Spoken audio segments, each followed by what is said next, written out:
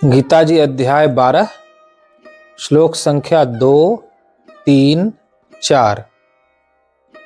श्री भगवानुवाच मय्यावेश्य मनो ये मां नित्ययुक्ता उपासते श्रद्धया परयोपेतास् ते मे युक्ततमा मताः ये त्वक्षरमनिर्देश्य मव्यक्तं पर्युपासते सर्वत्र गमचिन्त्यं च कूटस्थमचलं ध्रुवं सन्नियम्येन्द्रियग्रामं सर्वत्र समबुद्धयः ते प्राप्नुवन्ति मामेव सर्वभूतहिते रताः।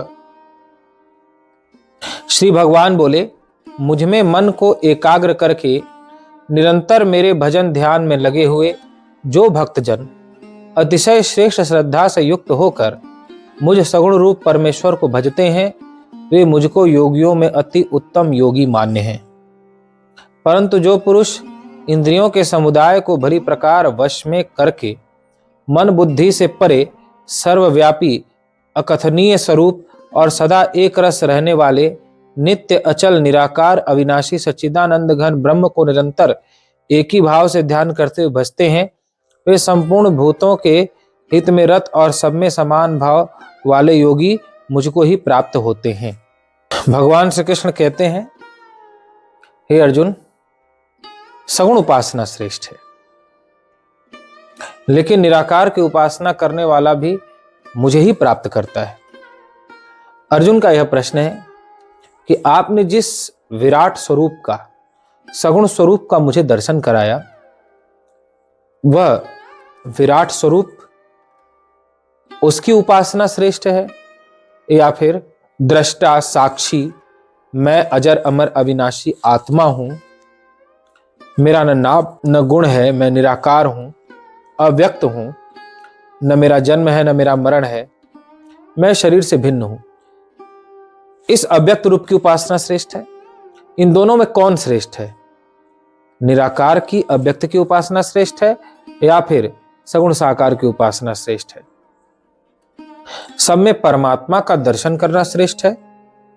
सबको परमात्मा का नाम रूप समझना श्रेष्ठ है या स्वयं को आत्मा जानकर मैं निराकार हूं और सब में वही आत्मा विद्यमान है, यह संपूर्ण जगत माया की तरह, स्वप्न की तरह मिथ्या है, सत्य नहीं है, यह धारणा श्रेष्ठ है?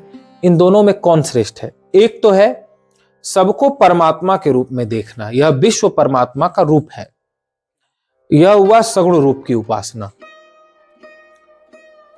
और दूसरा, सारा संसार माया है, सपना है, सपने के जैसा झूठा है, एक धोखा है, एक भ्रम है।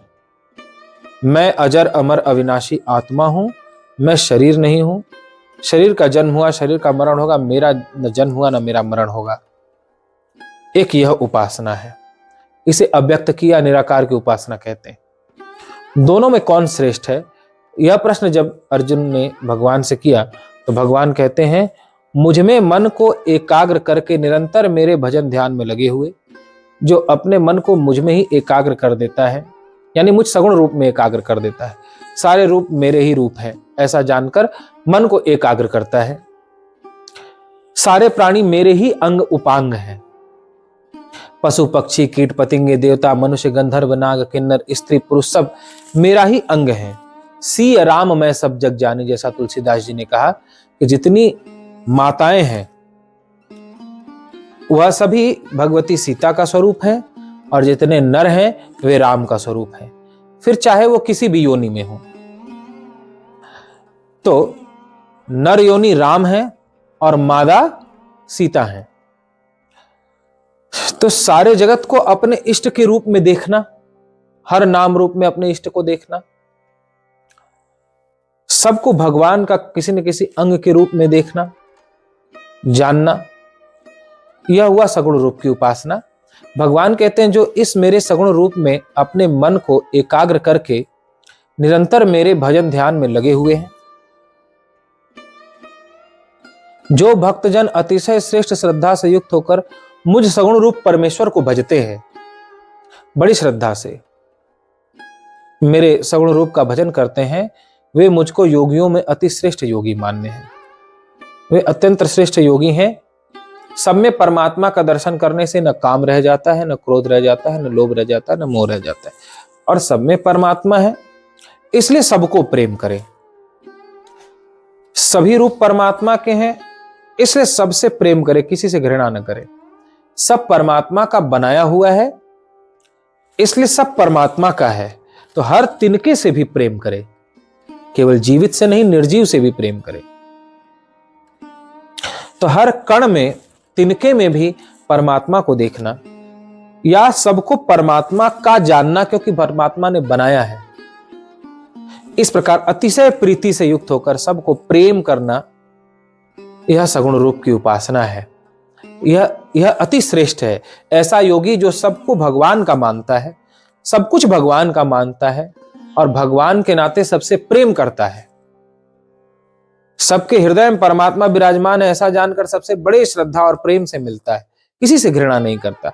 जैसा भी बनाया है भगवान ने बनाया है, मूर्ख बनाया है, बुद्धिमान बनाया है, समझदार बनाया है, जैसा भी बनाया है भगवान ने बनाया है। इस भावना से जो सबसे प्रेम करता है, वह सगुण उपासक योगी अति श्रेष्ठ है। परंतु जो पुरुष इंद्रियों के समुदाय को भली प्रकार वश में करके, यानी अपने आंख, कान, नाक, जीभ, त्वचा आदि समस्त इंद्रियों को अपने अधीन करके,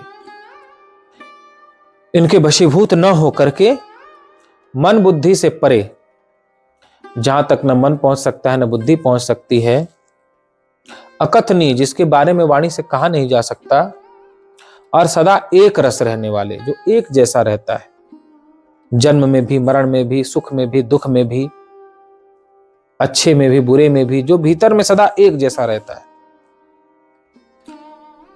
नित्य, अचल, निराकार, अविनाशी सच्चिदानंद घन ब्रह्म को, यानी आत्मा को निरंतर एक ही भाव से ध्यान करते हुए भजते हैं, वे संपूर्ण भूतों के हित में रत और सब में समान भाव वाले योगी मुझको ही प्राप्त होते हैं। मैं भी अव्यक्त, निराकार, अजन्मा, अचल, अविनाशी आत्मा हूं, और जो आत्मा मैं हूं वही आत्मा सर्वव्यापक है, वही सब प्राणी में है। जैसे मैं शरीर नहीं हूं, वैसे कोई शरीर नहीं है। तो शरीर का जन्मना है, शरीर का मरना है, शरीर के माध्यम से संस्कार कार्य कर रहे हैं, आत्मा करता नहीं है, और मैं वही अकर्ता आत्मा हूं।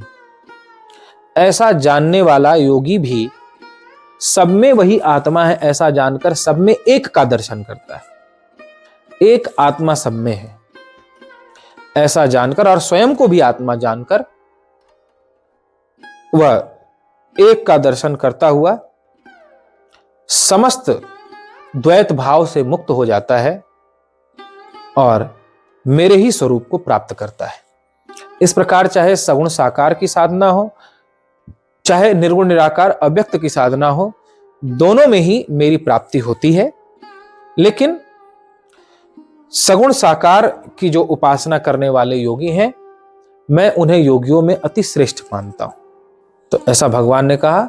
अब आगे सगुण साकार की उपासना करने वाला योगी क्यों श्रेष्ठ है और अव्यक्त आत्मा में स्थिर रहने वाला योगी को भगवान ने श्रेष्ठ किस अर्थ में नहीं कहा, ये हम लोग आगे के श्लोकों में सुनेंगे, जैसा भगवान ने स्पष्ट किया है। आज के लिए इतना ही। बोलिए गीता माता की जय।